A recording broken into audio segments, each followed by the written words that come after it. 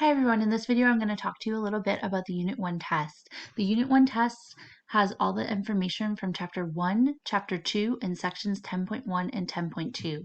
You need to make sure that you've looked at all the videos and handouts on Blackboard before you take the Unit 1 test, and also you want to make sure that you've done all of the assignments in MyLab for those corresponding sections.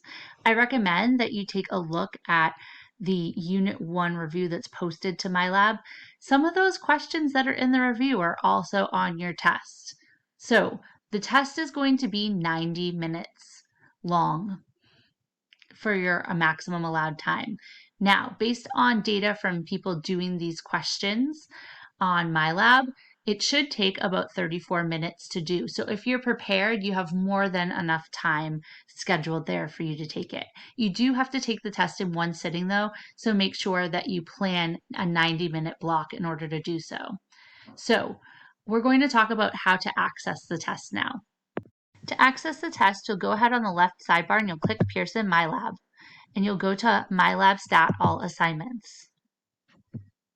When you scroll down to the bottom, your Unit 1 test will appear.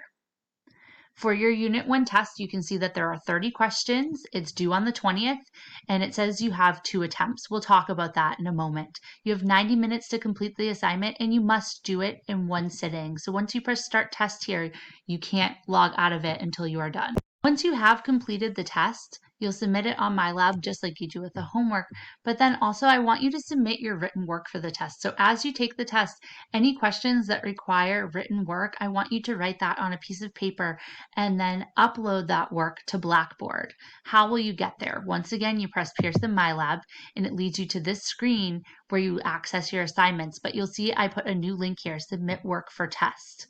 So I want you to write the test number, Unit 1 test at the top, and then your neatly written work. Make sure you label, for number 5, write the work next to number 5 for it instead of just random work, and then submit that. Just like you would another assignment, you'll browse your local files, attach it, and then submit at the bottom by clicking Submit. Make sure you write neatly, and students have earned up to 10% or more on their tests by submitting their written work, because what I do is I go through any questions that you've gotten wrong and I will look to see based on your work, did they just do a typo? Do they have most of the process there? I'll see if there is partial credit for you to earn. Finally, you can see that the due date is Sunday, June 20th. You must take the test by June 20th at least one time, but you may retake the test once if you've earned 80% or more on each of the assigned unit homeworks. You can retake the test anytime after the due date. So say you didn't get up to 80% on all of your homeworks before June 20th. You have until the end of the semester on July 28th to retake this test again if you're not satisfied with your grade.